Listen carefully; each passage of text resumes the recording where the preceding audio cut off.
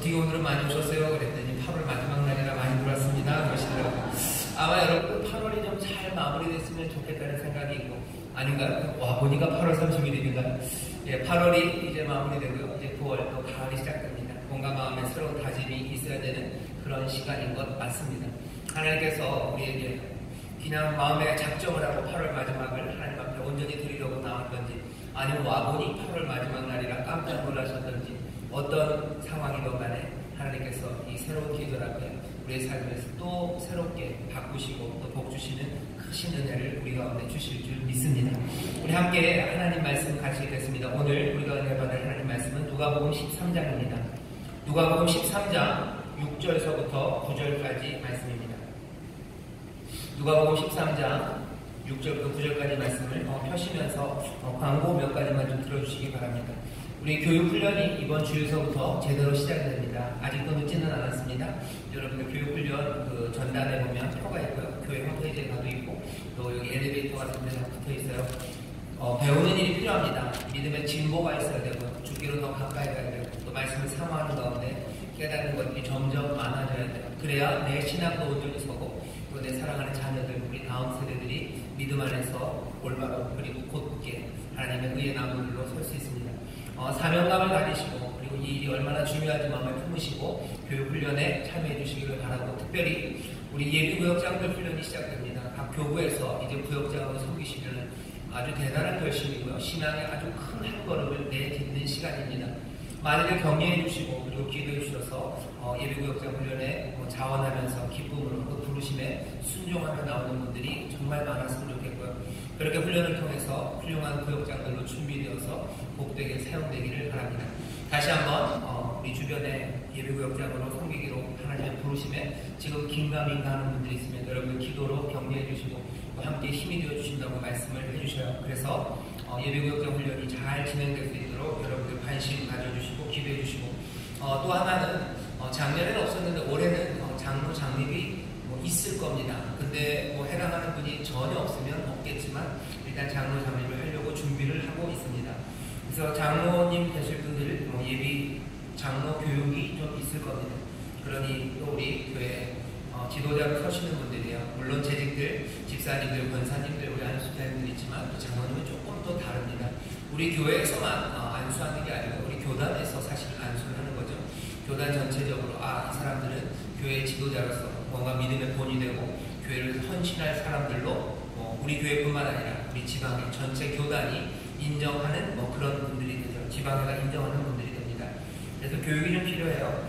그래서 훌륭한 장로님들이 설 수 있도록 여러분들 기도해 주시고, 또 하나님의 부르심 가운데 사모함으로 또 장로가 되신 분들은 마음에 준비해 주시고 많이 기도해 주시고 또 교육하고 훈련하는 일에 참여해 주시면 감사하겠습니다. 광고는 이만큼이면 되고요. 오늘 우리에게 주신 하나님의 말씀 누가복음 13장 6절서부터 9절까지 말씀입니다. 다 말씀을 찾으신 줄 압니다. 한 목소리로 공독하겠습니다. 이에 비유로 말씀하시되 한 사람이 포도원에 무화과 나무를 심은 것이 있더니 와서 그 열매를 구하였으나 얻지 못한지라. 가원지기에게 이르되 내가 3년을 와서 이 무화과 나무의 실과를 구하되 얻지 못하니 찍어버리라. 어찌 땅만 버리느냐. 대답하여 가로되 주인이여 금년에도 그대로 두소서. 내가 도급하고 걸음을 줄이니 이후에 많은 실과가 열면이오니와 그렇지 않으면 찍어 버리소서 하였다 하시니라. 아멘. 오늘 우리가 읽은 누가복음 13장 6절부터 9절까지의 말씀을 본문으로 별개의 제목이 걸음에 덮인 우리들입니다. 여기 보면 그대로 두소서 내가 도급하고 걸음을 줄이니 그랬어요. 그래서 걸음에 덮인 우리들이라는 제목으로 말씀을 전한 겁니다. 우리 속담인가요? 속담처럼 하는 말들이 있어요. 격언처럼 개똥밭에 불러도 이생이 난다는 말들을 합니다. 개똥밭이라는 말이 뭐죠? 느낌은 확 오지만 걔도 괜히 개똥밭 그러면 냄새가 나는 것 같아요. 그래서 바꿔서 하는 말이 걸음밭에 불러도 이생이 난대요. 하지만 걸음밭이라고 바꾼다고 해서 냄새가 사라지는 건 아닙니다. 개똥밭이나 걸음밭이나 비슷비슷하죠. 여기 우리 어린 친구들은 걸음이 뭔지 잘 모르는 친구들이 있을지 몰라요. 과학 시간에 걸음종이 그 정도에서 뭔가 거르는 건가 보다 생각할 수 있는데, 이 걸음은 그런 건 아닙니다. 퇴비라고도 그러죠. 뭔가 푹 썩힌 것들이에요. 썩힌 것들로 식물이 더 잘 자라고 열매가 많이 맺게 하려고 양분을 주기 위해서 뭔가 썩어진 것들입니다. 개똥밭 그런 것들도 인분도 갖다 붓기도 하고 또 여러 가지 것들을 푹푹 썩혀서 만들어 놓은 거름들이요. 그 거름 이야기입니다. 거름에 덮인 뿌리들이라는 제목으로 하나님 말씀을 전하려고 합니다. 오늘 말씀 제일 처음을 보면요. 비유로 말씀하시되 이렇게 되어 있어요. 예수님이 비유로 말씀하십니다. 예수님은 많은 경우에 비유로 말씀하셔요. 비유라는 이야기를 우리 앞에 던져 놓으십니다. 우리가 잘 아는 비유들이 참 많죠. 근데 오늘 읽은 이 비유는 그렇게 많은 사람들이 선호하고 내가 제일 좋아하는 비유 아니면 잘 아는 비유는 아니실 겁니다. 예수님은 비유로 말씀하셔요. 우리 앞에 그 비유를 던져 놓으시죠. 비유라는 말 자체에 그런 의미가 조금 있습니다. 근데 던져 놓는 이야기들이에요.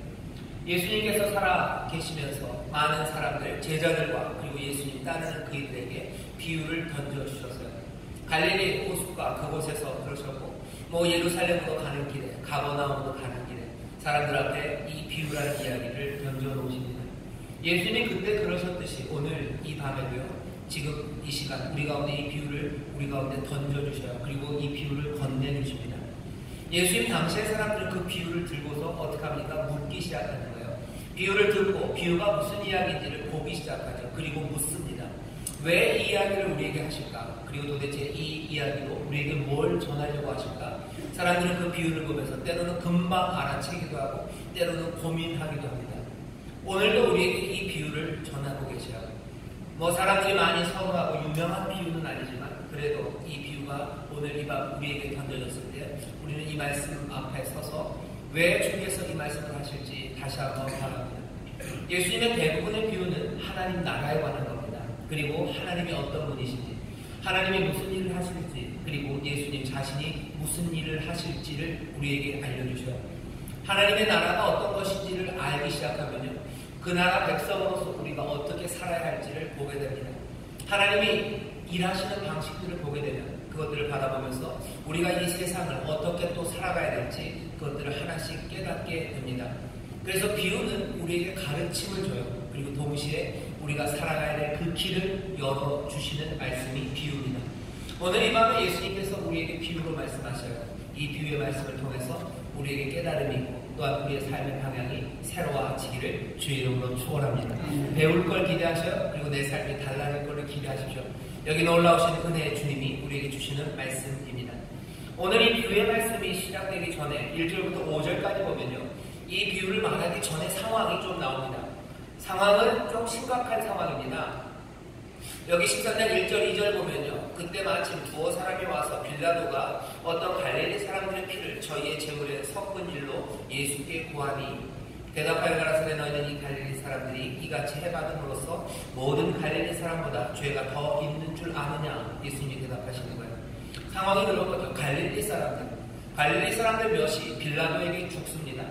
왜 갈릴리 사람들이 빌라도에게 죽었을까? 그 이유는 몰라요.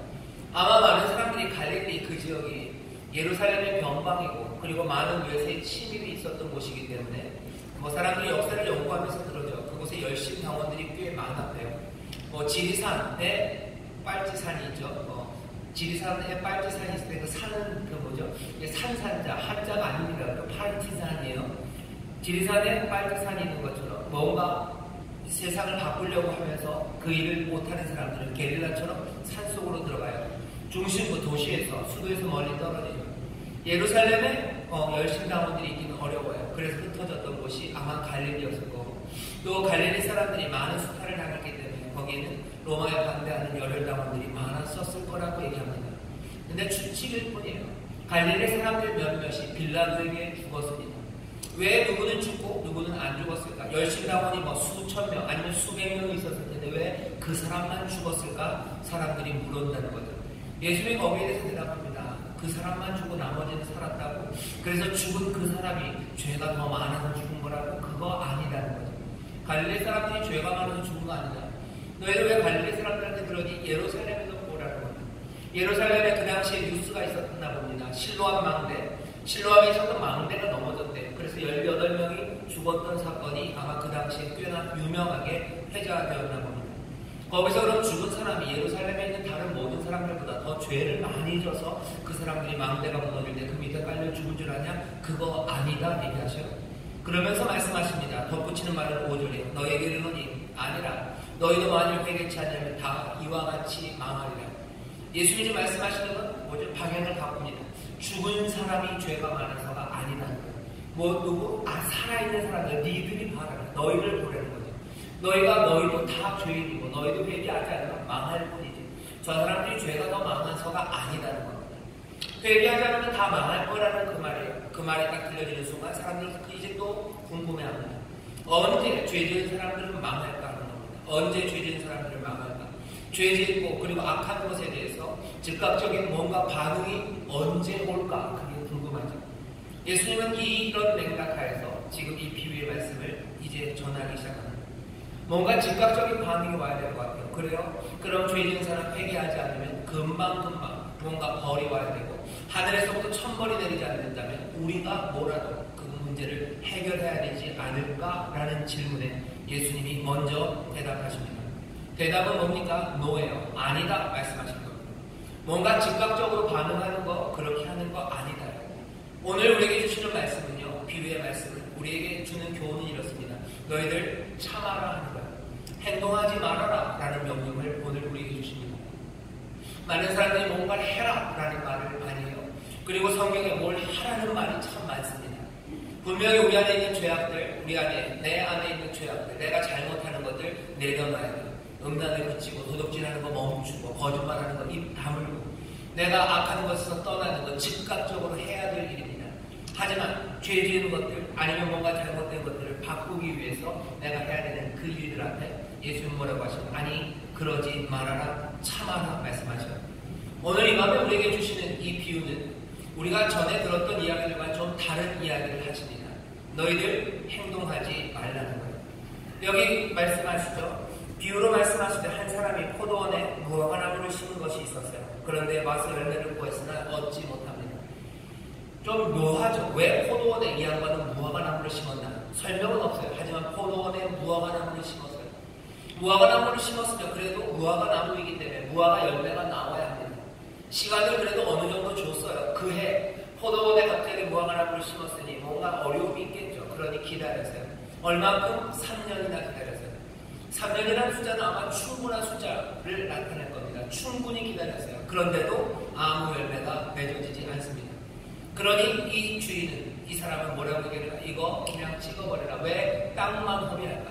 열매 나오지 않는데 찍어버려라 라고 얘기해요. 그때 과원지기, 그 포도원을 지키던 그 과원지기가 대답합니다. 주인이요 그대로 두소서요. 아니 그러지 마소서. 찍어버리지 마소서. 그냥 그대로 두시라고. 그리고 뭐라고 말합니까? 내가 두루 파고 걸음을 줄이니 그래도 기다려도 열매가 없으면 그런 다음에 열매가 나오면 좋은 거 아닙니까? 하지만 그런데도 열매가 나오지 않으면 그때 찍어버리자고 과원지기도 뭐 하는 겁니까? 그냥 두자고 말하는 거예요. 그냥 두소서 내가 걸음을 줄이라 말씀합니다. 오늘 본문이 우리가 알려주는 겁니다. 인내를 말하는 거예요. 걸음을 주겠답니다.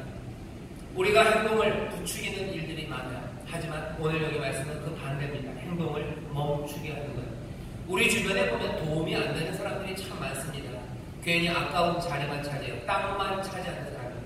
거기서 이익이 나올 게 참 많은데 괜히 그 자리만 차지해서 그 사람 때문에 문제가 심각해요. 여기서 하나님의 일이 뭔가 벌어져야 되고 여기서 열매가 맺어져야 되는데 전혀 도움이 안 되는 사람들이 있습니다. 그런 사람들 보면 어떻게 없애려고 하죠. 교회 안에서만 아니죠. 사회에서도 그렇습니다. 직장에서도 그렇습니다.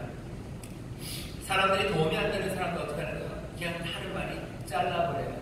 지금 트럼프가, 미국 대통령 트럼프가 아주 미국 전체적으로 유명해졌던 그 드라마가 아니죠. 리얼리티 무슨 그런 예능 쇼가 있었어요. 그 쇼에서 이 트럼프가 유명했던 말이 그 말입니다. You are fired. 인사 확 쓰면서 확 이러면서 넌 해고야 그러는 거예요. 사람들이 그 트럼프 그 그림을 보면서 뭔가 속 시원한 것도 느끼고 그 예능을 통해서 트럼프가 유명해졌는데 우리도 그런 말 많이 합니다. 너 해고야 아니면 잘라버려 쫓아내버려 다 몰아냅니다. 요란하게 그리고 공격적으로 문제들을 해결하려고 합니다. 그런데 오늘 말씀은요 정반대예요. 아주 조용하게 이 과원지기는 뭐라고 얘기합니까? 서두르지 말고 그냥 놔두고 내가 걸음을 주겠다고 말씀합니다. 찍어버려라 하는 그 말에 그대로 두소서 하는 지금 이 비유의 말씀이 오늘 우리에게 들립니다. 우리 가운데 찍어버렸으면 좋겠다는 우리의 생각이고 그런 말들이 들리는 세상, 그냥 뭔가 해결해버렸으면 좋겠어요. 하지만 뭐라고 하십니까? 그대로 두소서라고 말한답니다. 여기 내가 걸음을 주겠답니다. 걸음은 여러분들 잘 아시는 것처럼 아주 빠른 해결책이 아닙니다. 걸음을 준다고 해서 갑자기 즉각적으로 뭔가 결과가 나오는 게 아닙니다. 걸음을 주면 어떻게 돼요? 오랜 시간이 필요합니다. 적어도 한 해는 지나야 돼요. 아니 어쩌면 더 시간이 필요할지도 모릅니다. 변화를 보기 위해서 오랜 시간이 필요한 것, 지금 예수님은 그 말씀을 하시는 거예요. 변화가 잘 안 돼서 빨리 잘라버리고 뭔가 결과를 빨리 내기 위해서는, 뭔가 목적을 이루기 위해서는 뭔가 급박하게, 뭔가 요란하게, 공격적으로 그 사람을 찍어내야지 뭐가 일이 될 것 같아요. 하지만 예수님 말씀하십니다. 아니, 그대로 두고 내가 걸음을 주겠답니다. 결과가 목적, 뭔가 원하는 결과를 얻기 위해서는요, 나무를 잘라내고 찍어버리는 게 맞습니다. 땅을 갈아버리고 새로 심는 게 맞습니다. 하지만 예수님은 지금 여기서 전혀 다른 말을 하십니다. 사람들은 뭔가 새로운 일들을 벌이는 걸 굉장히 좋아하죠. 새 것이 시작되면 다 갈아엎고 새로 시작되는 건 참 좋아요. 왜냐하면 그건 흥분되는 일이에요. 즐겁죠. 흥분되고 극적입니다. 하지만 걸음을 주는 건 그런 일이 아니에요. 걸음을 주는 일은 그렇게 극적이지도 않고 흥분되는 일도 아닙니다. 뭐가 잘 안 돼서 다 이거 뽑아버리고 새 걸 갖다 심을 때는 뭔가 기대가 넘쳐요. 그럴 수 있습니다. 하지만 걸음을 뿌리면서 그런 기대가 있지는 않아요. 그런데 예수님 오늘 뭐라고 하셔요? 그대로 두고 어떻게 할래요? 내가 걸음을 주겠다고 말씀합니다. 우리 가운데 뭔가 흥분되고 그리고 극적이고 새로운 것들, 그런 거를 찾으려는 시도들이 많아요. 있는 것들을 찍어내고 새 개 시작했으면 좋겠어요. 판 엎어버렸으면 좋겠어요. 뭐 게임하다가 안 되면 다시 리셋 누르고 시작했으면 좋겠고, 뭐 이렇게 그림 그리고 레고 같은 거 맞추다 잘 안 되면 다 치워버리고 새 것 갖다 사서 갖다 놨으면 좋겠어요. 그런데 예수님은 오늘 말씀하십니다. 아니, 그냥 그대로 두래요. 그리고 걸음을 주겠다. 흥분되지도 않고 극적이지도 않지만 이 느린 해결책을 찾겠다고 말씀합니다. 오늘 예수님의 이 비유의 말씀을 통해서 우리가 봐야 되는 건, 여기 과원직이 그대로 두소서 내가 걸음을 주겠다 하는 이가 예수님임을 우리는 눈치챌 수 있습니다. 예수님은 그냥 두래요. 그리고 걸음을 주시겠대요. 그 얘기는 뭡니까? 예수님이 택하시는 방법은 느린 해결책이에요. 예수님은 느린 해결책을 선호하십니다. 예수님이 하나님 나라에 대해서 하셨던 많은 비유의 말씀들을 생각해 보십시오. 하나님의 나라는 뭐와 같아요? 누룩과 같아요. 누룩처럼 보이지는 않아요. 언제 퍼졌는지 모르지만 그 전체 빵에 퍼져서 그 빵을 부풀어 오르게 하는 하나님의 나라는 누룩과 같답니다. 하나님의 나라는 누룩과 같아요. 그리고 또 뭐 같답니까? 심겨진 씨앗 같아요. 작은 겨자씨 씨앗처럼 세상에서 가장 작은 씨앗이에요. 눈에 보이지 않습니다. 언제 자라는지 모릅니다. 하지만 어느덧 그 나무는 자라 많은 새들이 거기에 깃들기 시작해요. 하나님의 나라는 소금 같아요. 하나님의 나라는 또 뭐라고요? 이 걸음 같습니다. 천천히 느린 해결책이에요. 여러분들, 우리의 신앙이 잘 자라지 않아서, 아니면 내가 사랑하는 이 사람들, 아니면 내가 수고하는 내 구역원이, 아니면 우리 교역자들의 성도들이, 아니면 여러분들의 자녀들이 왜 이렇게 빨리 결과가 나지 않을까 가슴 아프고, 그래서 찍어버리고 싶고 뭐가 급하게 해결책을 만들어내고 싶을 때가 많아요. 하지만 예수님 느린 해결책을 선호하십니다. 느린 해결책을 선호하십니다. 하나님 서두르지 않으십니다. 그러니 성경에 나오는 꽤나 많은 말씀들은 주를 기다리라고, 너 가만히 서서 여호와가 행하시는 일 그 일을 보고 여호와를 기다리라고, 너 잠잠히 서서 여호와를 기다리라는 그 말씀이 성경에 그렇게도 많은 겁니다. 우리에게 주시는 명령은요, 우리에게 기다리라는 말씀을 주시죠. 세상은 반대요. 기다리지 말라고 얘기해요. 기다리지 말아라. 금방 아주 즉흥적으로 너희들을 만족시키겠다고 말해요. 너희들에게 금방 기쁨을 주겠대요. 금방 너희들을 배부르게 해주겠대요. 금방 너희들의 삶을 바꿔주겠답니다. 하지만 오늘 우리에게 주신 예수의 말씀은 달라요.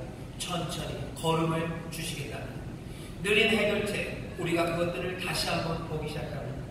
느린 해결책이 하나님이 우리에게 주시는 일이라면 우리는 어떻게 할까요? 그 명령 그대로 기다리는 그 일을 하나씩 실천해 가기 시작합니다. 걸음을 주시는 거예요. 그러니 기다려야 합니다. 사람들은 그 일을 잘 못해요. 기다리는 그 가운데는 그냥 기다림이요. 그냥 아무것도 없는 기다림이 아닙니다. 기다린다는 것이 시간의 연속이요. 우리 가운데 어떻게 다가오냐면요. 그것들은 겪는 시간들이에요. 뭔가를 겪고 있는 시간들이지. 그 시간이 진공 상태에서 그냥 스톱버튼 딱 누르다가 세웠다가 다시 누르는 것처럼 그 랩으로 가지 않습니다. 이건 다 겪어가는 시간이에요. 아침에 자고 일어나는 시간들입니다. 아픔을 견디는 시간입니다. 기다려야 되는 시간들입니다. 내가 아파요. 내가 병 들었어요. 하나님은 나보고 기다리라고 하십니다. 기다릴 수 있어요. 하지만 그게 쉽습니까? 안 쉬워요. 왜? 그 기다림의 시간들은 우리가 겪어야 되는 시간이기 때문에 우리가 몸부림치며 매달려야 되는 시간이고, 그리고 숨 쉬기 위해서 애써야 되는 시간이고, 그리고 그 아픔을 견뎌내기 위해서 매달려야 되는 시간입니다. 그래서 어려운 거예요. 그래도 뭡니까? 걸음을 주셔요. 기다려라. 그대로 두셔서 이제 내가 땅을 두릅하고 걸음을 주겠답니다. 느린 방식을 선호하십니다. 느리게 하셔요. 느린 방식으로 하나님 일하시기에 서두르지 않으시기에 우리에게 기다리라고 하실 것들 겪는 과정이 있는 겁니다. 겪고 고통받는 것, 그거 세상은 거부합니다. 하지만 예수님은 우리에게 말씀하시는 거예요. 내가 걸음을 주겠다는 말씀하시는 거예요. 여러분들이 걸음을 주는 이 시간은 그래서 우리 가운데 예수님께서 침묵의 시간을 가지신다는 뜻입니다. 뭔가를 급박하게 하나씩 만들어 가시지만요. 걸음은 조용히 역사합니다. 걸음은 침묵이라고 얘기합니다. 여러분들 마리아를 기억하실 겁니다. 마리아에게 약속이 있네요. 이제 지극히 거룩하신 자, 높으신 자의 아들이, 그 영광의 아들이 이제 너를 통해서 태어납니다. 마리아가 그 말을 듣고 뭐라고 그럽니까? 내게 이루어지이다. 말씀대로 이루어지이다 라고 말해요. 그리고 침묵입니다. 하나님의 영이 어떻게 임했는지 마리아는 모릅니다. 그리고 말을 하지도 않습니다. 그 이루로 날마다 와서, 시간마다 와서 마리아야 힘내라, 마리아야 힘내라. 시간마다 와서 치어리더들이 앞에서 뛰어다니는 거 아닙니까? 그 침묵의 시간입니다. 계속해서 가브리엘이 와서 얘기하는 거 아니에요. 여기 하나님, 예수님도 침묵하시고 성령도 침묵하셔요. 그리고 이 마리아도 침묵합니다. 이 침묵 가운데 하나하나 걸음은, 그 은혜는, 그리고 그 능력은 역사하시는 거죠. 천천히, 느리게, 하지만 분명하게, 기다림 가운데, 침묵 가운데, 주의 침묵, 그리고 내 침묵 가운데 점점 더 우리의 삶은 비옥해지고, 왜? 걸음이 뿌려졌기 때문입니다. 걸음이 뿌려지고 놔둬야 되는데, 걸음 막 들친다고 어떻게 되는 거 아닙니다. 그죠? 여러분들 음식 해보셔서 알아요. 계속해서 들친다고 어떻게 빨리 되는 거 아니에요. 가만히 놔둬야 돼요. 음식 얘기하니까 여자분들은 뭔가 아는 눈빛인데 남자분들은 모르시니까 뭘로 해야 돼요? 삼겹살 생각하셔야 돼요. 삼겹살 계속 뒤집는다고 빨리 되는 거 아닙니다. 그죠? 고기 구워보신 분들 알아요. 고기 좀 굽는다는 분들은 기다립니다. 그죠? 그리고 결정적인 그 시간들이 있어요. 육즙이 올라오기 시작하는 그 시간에 탁 뒤집어 놓는 거예요. 그래야 되는 것처럼 침묵으로 기다리는 겁니다. 느려요. 하지만 분명히. 왜 걸음이 부어진 것처럼 거기 브루스타의 가스가 떨어지지 않았어요. 브루스타의 가스는 점점 올라오고 있고요. 아직 아무 일도 없는 것처럼 침묵 가운데 그래도 조용히 들려지는 지글지글하는 그 소리들이 있는 거죠. 거기에서 뒤집어집니다. 그러면서 삶은 다시 한번 그 걸음으로 인하여 변화되기 시작해요. 예수님 말씀하시는 거예요. 가만히 그대로 돌아, 내가 걸음을 주겠다 말씀하시죠. 세상이 어떻게 돌아가는, 하나님이 또 예수님께서 어떻게 일하시는지에 대해서 지금 비유로 말씀하시는 겁니다. 느리니 기다립니다. 그리고 침묵으로 기다립니다. 그리고 동시에 이것은 우리에게 이 침묵과 기다림의 훈련을 필요로 하게 합니다. 하나님은 역사하시는 하나님이에요. 행동하시는 하나님이며 분명합니다. 하나님이 일하시는 것, 하나님이 사랑과 은혜로 우리 가운데 행하시는 일들에 대해서 성령이 우리의 눈을 떠서 그것들을 보게 하시고, 하나님 분명히 행동하시고 일하시지만 동시에 하나님 어떤 분이시요? 기다리시는 분입니다. 일하셔요. 하지만 기다리십니다. 사람들은 그것들을 뭐라고 해요? 하나님이 더디시다고 얘기해요. 아니요. 하나님 더딘 거 아닙니다. 하나님이 늦으시는 거 아니에요. 하나님 뭐 하시는 거예요? 기다리시는 거예요. 하나님 늦지 않으십니다. 분명히 일하십니다. 하나님은 기다리십니다. 베드로후서 3장 9절에 보면 베드로가 이렇게 얘기합니다. 주의 약속은 어떤 이에 더디다고 생각하는 것 같이 더딘 것이 아니다. 하나님의 약속이 더딘 게 아니다. 하나님이 일하시고 행동하시는 게 더디다고 늦다고, 아니 절대로 니들이 생각하는 것처럼 더디고 늦는 것 아니라 오직 너희를 대하여 어떻게 하시네? 오래 참으사 아무도 멸망치 않고 다 회개하게 이르기를 원하시느니라. 너희를 참고 계신 거예요. 너희를 기다리고 계시는 거예요. 지금 인내하고 계신 거지 하나님이 늦은 게 아니라고 말씀하십니다. 예수님을 따르는 사람들, 주를 따르는 사람들은 이 더디고, 어떤 사람들이 더디다고 말하는 이 상황 상황들, 이 상황들에 익숙해져야 합니다. 사람들이 이제 더디다, 늦는다 얘기하지만 아니 늦는 게 아니에요. 주께서 기다리시고 또 하나님의 놀라우신 능력이 지금 참고 계시는 겁니다. 그러니 어떻게 하셔야 돼요? 여러분들이 더딘 것, 사람들의 더디다고 말하는 그 상황들, 하나님의 기다리심, 그 참으심, 그것들에 익숙해지셔야 돼요. 여러분 훈련하셔야 됩니다. 안 그러면 조바심 가운데 어떻게 할지 몰라요. 고기 계속 뒤집는 사람처럼, 그죠? 김치 그냥 담궈놓고 이것도 아니거나 열었다 두었다 열었다, 그러면 김치 맛 없어져요. 그냥 그대로 덮어놔야 돼요. 고추장 담고 무슨 간장 담고 계속 열어보는 사람들 안 됩니다. 밥 해놓고서요, 계속 밥 익나 안 익나 뚜껑 열면 안 돼요. 콩나물 삶아질 때 계속 뚜껑 열면 안 됩니다. 기다려요. 왜? 주님 말씀하십니다. 내가 그대로 둔다. 그리고 걸음을 주겠다고 말씀하시죠. 여러분, 하나님의 일하시는 방식, 그리고 주님이 일하시는 방식에 익숙해지셔야 합니다. 그리고 이 걸음이 뭔지 우리가 알아야 돼요. 걸음은 세상에서 인기 있는 거 아닙니다. 아까 얘기했던 개똥맛, 무슨 걸음맛, 냄새 나는 거예요. 걸음이 무슨 수출되지도 않아요. 걸음이 좋다고는 그러지만 수출하지 않습니다. 사람들 좋아하지 않기 때문이죠. 냄새 납니다. 그리고 사람들은 모아서 그것들 버리려고 해요. 하지만 걸음 거기에 생명이 있음을 우리는 압니다. 부활의 모든 물질이 거기에 있어요. 양분이 거기에 있어요. 에너지가 거기에 있습니다. 생명의 힘이 거기 있어요. 생명의 힘이 거기 있고 느리지만 분명하게 열매 맺게 하는 능력이 거기에 있음을 우리는 믿습니다. 예수님 뭐라고 말씀하셔요? 내가 걸음을 주겠대요. 걸음을 줍니다. 그러니 여러분들 기대하세요. 오늘 설교의 제목이 뭡니까? 걸음에 덮인 우리에게는 걸음이 덮여져 있습니다. 걸음이 냄새나고 아무것도 아닌 것 같지만 거기 분명히 생명이 있습니다. 문제는 뭐예요? 어떤 이에 덮이라고 하는 것처럼 늦는다는 거죠. 그러니 우리도 기다리는 걸 배웁니다. 우리도 침묵 가운데 한 걸음 한 걸음 하나님의 역사를 기다리며 다른 사람들을 참아주는 것, 그것들을 배워가기 시작합니다. 예수님이 이 비유를 하시고 예루살렘으로 가셔요. 오늘 13장 읽고 뒤에 보시면 이제 예루살렘으로 예수님께서 22절 보면 예루살렘으로 여행하시더니 이렇게 나옵니다. 13장 22절. 예수님의 이 예루살렘으로 가는 여행은요, 사실은 예루살렘으로 가는 마지막 여행입니다. 이 비유를 말씀하시고 예루살렘으로 가셔요. 그리고 바로 예루살렘에 가셔서 그 주가 채 다 가기 전에 우리가 압니다. 금요일입니다. 그날 골고다 그 십자가에서 못 박혀 죽으시죠. 빌라도가 그리고 가야바가 대제사장과 그리고 유대에 나와 있는 로마의 총독이 급히 합의하는 겁니다. 빌라도는 로마의 평화를 지키기 위해서 뭔가 우리가 평화로워야 돼. 소요가 일어나면 안 된다는 그 목적을 위해서 가야바와 대제사장들 그리고 사두개인들은 왜요? 자기들의 밥벌이를 지키기 위해서요. 예수가 흩어놓으면 안 돼요. 성전 흩어놓으면 안 돼요. 예수가 와서 자기들이 공고하게 지켜왔다는 거죠. 그 종교적인 카르텔 그거 깨면 안 됩니다. 여기서 우리 잘 먹고 잘 살았어요. 여기 우리 평화롭게 살았어요. 빌라도는 로마의 평화를 위해서, 가야바는 그 대제사장과 사두개인들 자기들의 평화를 위해서, 자기들의 삶의 목적들, 결과들, 열매들을 지키기 위해서 어떻게 합니까? 예수를 십자가에 못 박아 죽게 한 겁니다.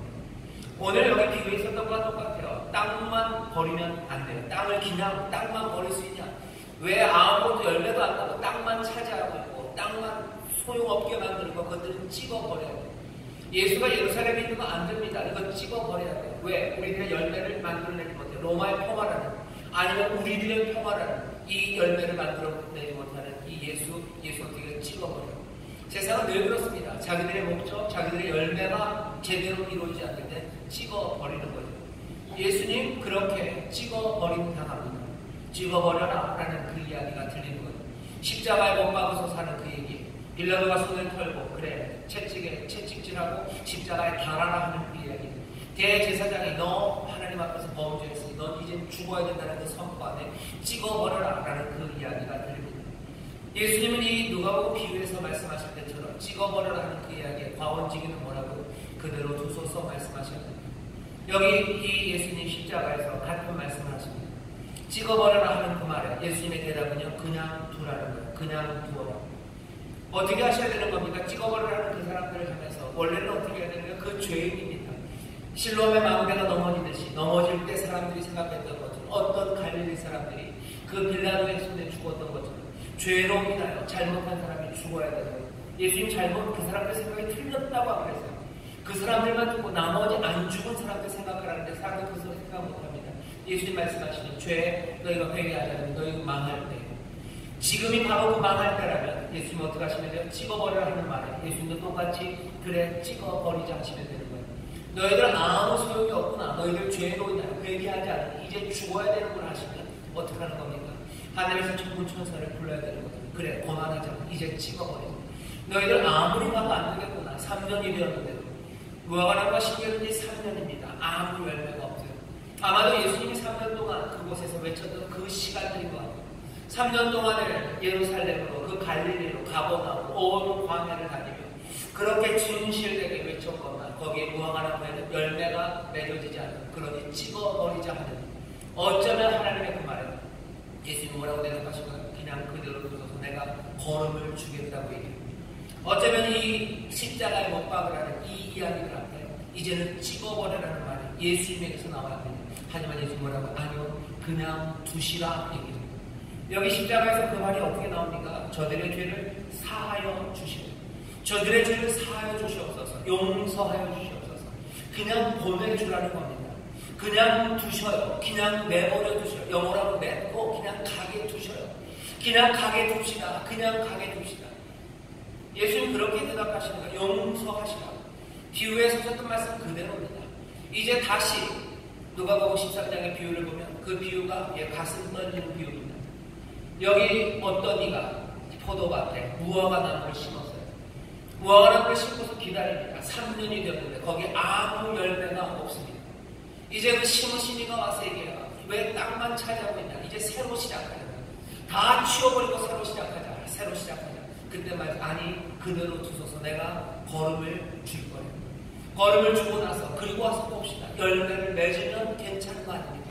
그리고도 열매를 맺지 않으면 그때 판단하시라고 얘기해요.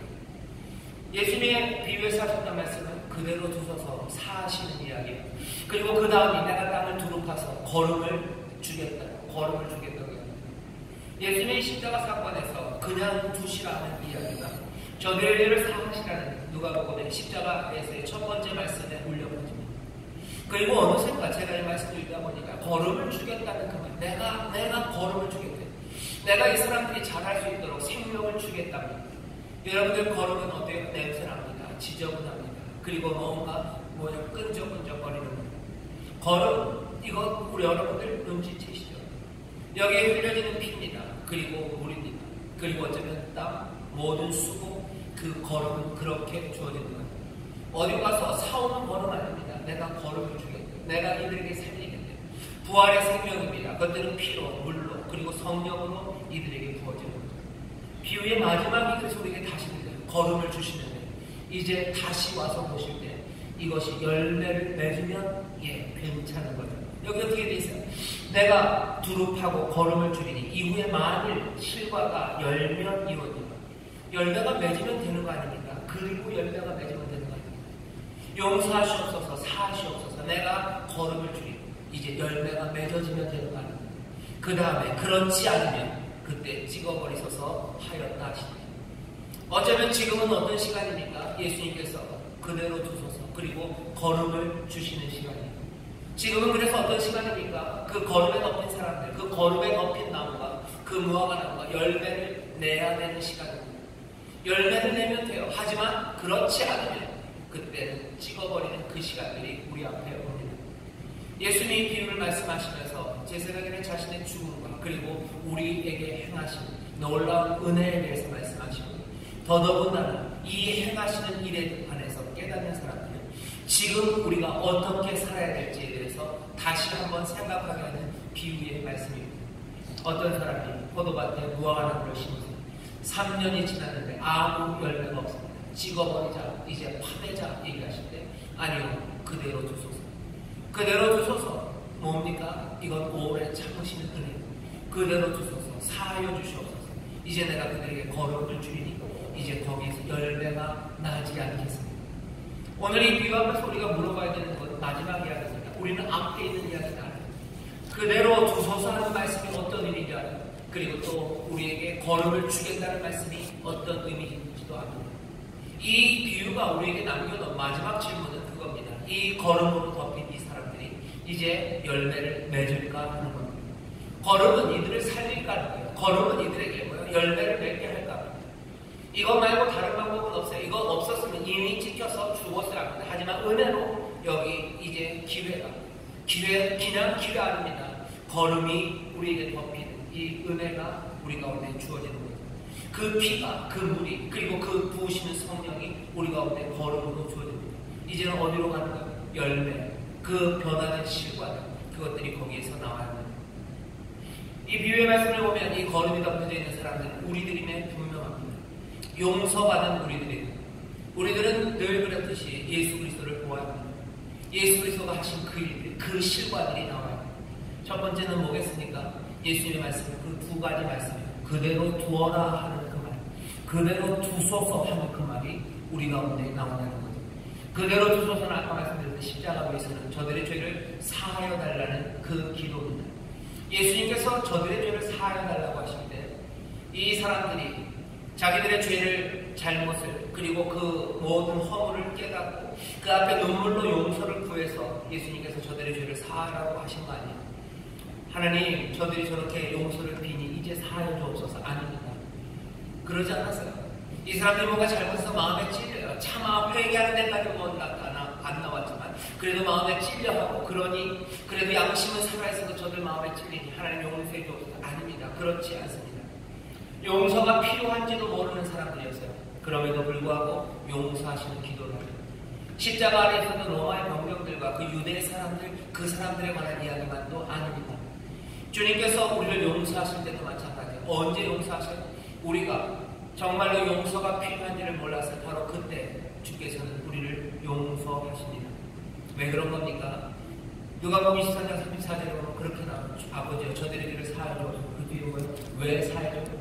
저들은 자기가 무엇을 하는지, 자기들이 무엇을 하는지 모르기 때문이에요. 아예 모릅니다. 그러니 뭐 용서해야 돼요. 뭔가 우리의 용서의 방식과는 다릅니다. 저들은 뭘 잘못했는지 이제는 압니다. 그러니 용서해 주는 거예요. 엄마들이나 아빠들이 자녀들 용서할 때 항상 물어봐요. 너 네가 뭘 잘못했는지 알아? 모른다 그러면 용서 못해. 알 때까지. 그래야 용서해. 알면 그 다음 게 뭐가 있어야 돼요. 뭔가 자복하는 마음, 눈물에도 흘려야지 용서해줘. 하지만 예수님은 아닙니다. 예수님은 아니에요. 뭘 잘못했는지도 몰라요. 당연히 그런 회개할 마음도 없습니다. 그런데도 용서해줘. 그대로 두어라 말씀하십니다.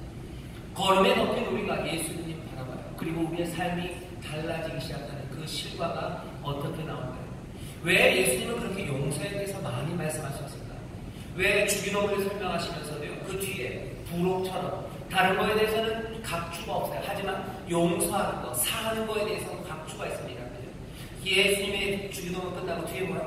너희가 너희 죄를, 형제의 죄를 용서하면 하늘아버지께서, 천국께서도 너희 죄를 용서하라고 하거니와 너희가 너희 죄를 서로 사하지 않으면 하나님 아버지도 너희의 죄를 사하지 않는다. 주기도문 몇 개 되지도 않습니다. 그 가운데 용서에 관한 이야기가 있고요. 그리고 용서에 관한 이야기에만 각주가 달려져 있습니다. 우리의 신앙에서 어쩌면 가장 중요한 것, 어쩌면 우리의 믿음, 예수님 따라가는 그 삶에 가장 분명한 표식이 뭘까? 여러 가지가 나타날 수 있지만 어쩌면 예수님께서 이렇게 먼저 행하셨던 용서가 우리 가운데 나타나기 시작한다. 우리는 그 걸음 가운데, 그 피와 그 물과 그 성령 가운데 어떻게 해요? 그 예수님과 아주 가까이 가 있음을 우리는 깨닫기 시작합니다. 걸음에 빠져버린 사람들, 어떤 실과 어떤 열매가 나타나야 됩니까? 우리에게 본을 보이신 예수 그리스도의 그 놀라우신 용서, 그 용서하심이 있고요. 그래야 우리가 하나님의, 그리고 우리 예수님의 용서하심과 그 은혜 가운데 있음이 증거됩니다. 두 번째는 뭐예요? 주님이 그대로 두신다고 그러시고요, 걸음을 주겠다고 하십니다. 어쩌면 여기 좀 더 어렵습니다.